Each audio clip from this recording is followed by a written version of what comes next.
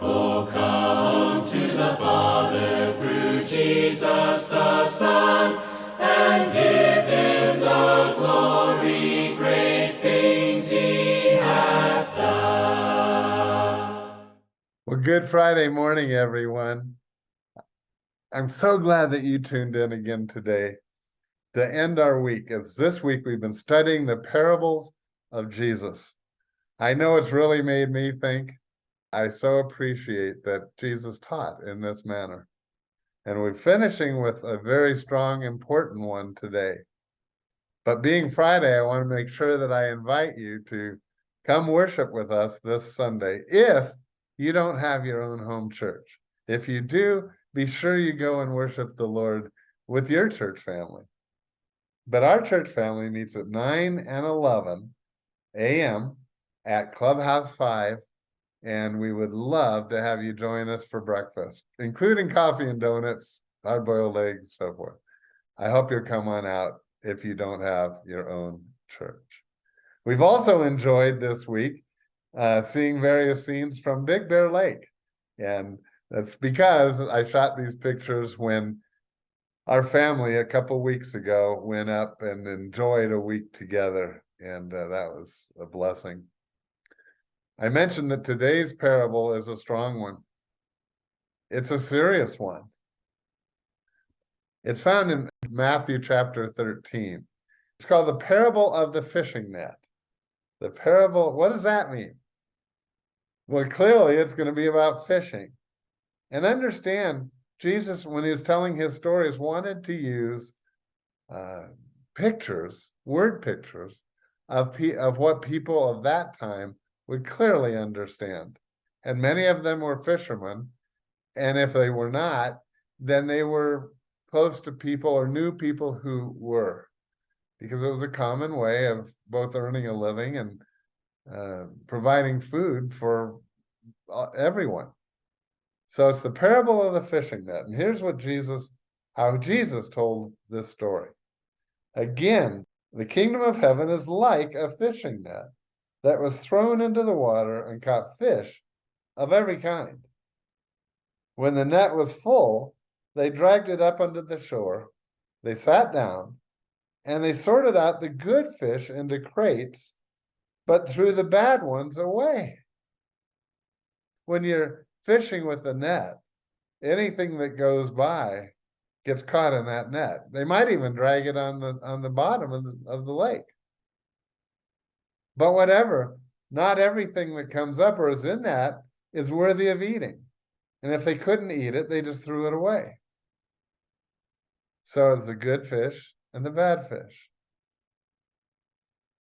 Verse 49, that is the way it will be at the end of the world. The angels will come and separate the wicked people from the righteous, throwing the wicked into the fiery furnace, where there will be weeping and gnashing of teeth. Do you understand all these things? Jesus said. Yes, they said, we do.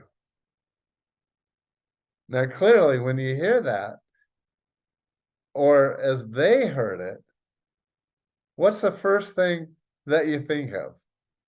Even you right now. I know that I think of, I want to make sure I'm one of the good fish, not one of the bad fish. Because I certainly don't want what Jesus is saying happens to the bad fish. No.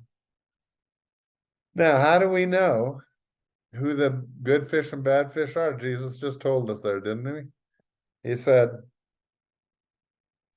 the angels will separate the wicked people from the righteous, throwing the wicked into the fiery furnace.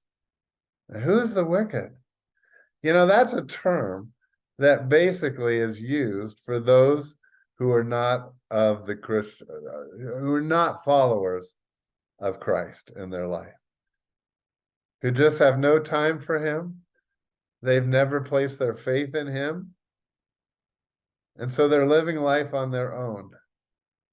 And it's not that everything they do is wicked. Those who are not followers of Christ yet do lots of good things.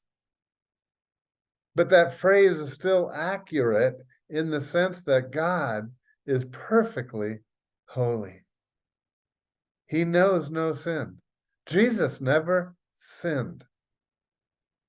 And so those who do sin, which by the way is all of us, we need our sins forgiven. And the only way to do that is placing our faith in Jesus Christ.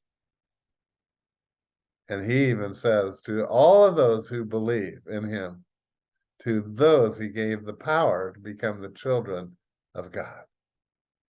And that's what we need, men and women who are watching this, brothers and sisters. We need that holiness. We need our sins forgiven. And then he calls us righteous. The righteous, they will be rewarded in heaven. And that's what all I desire for every one of us. Please take advantage of that. We have a little advantage because we live right here on this in 2023, and the Bible has been written. So we know exactly when that event will happen, and it's at the end of Revelation chapter 20. And Revelation chapter 20 talks about the 1,000-year reign of Jesus Christ right here on earth. We call it the millennium. And at that time, there will be the good fish and the bad fish, because during those 1,000 years, we totally believe that it will be only Christians who will live on earth at the start of the millennium. But they have babies, raise children, and then each of those people have their own, just like now, their free will. They can choose to follow Christ or not. In Revelation 20 at verse 7, it says that when the 1,000 years come to an end, Satan will be let out of prison. He'll go on to deceive the nations and people. And then verse 10, the devil who had deceived them was thrown into the fiery lake of burning sulfur, joining the beast and the false prophet. There they will be tormented day and night forever. Verse 11, and I saw the great white throne from one sitting on it, and the earth and sky fled from his presence. That's Jesus sitting on the great white throne, which goes on to talk about how he judges each person for their deeds. How those whose name is in the book of life will go on to live forever with him in heaven. That's how it is. And it seems harsh because we don't want to hear, like this parable said, that there'll be weeping and gnashing of teeth and torment. And well, we know that's called hell too. I don't even like to say it, but it's what the Bible calls this place, where those who just refuse to follow Christ in this life, that's where where they will spend eternity. And you say, how could a loving God do that? Because he loves us so much. He does. If a person doesn't want to spend any time or make the Lord part of his life or her life right now, then why would God force them to do that, to be with him forever? It's not their heart's desire. I hope that's not you, a description of you. No, we want to be those who have our heart's desire is to serve him, to love him, to worship him. You know, there are only 52 Sundays in a year. We need to take advantage of every one of those to worship him together.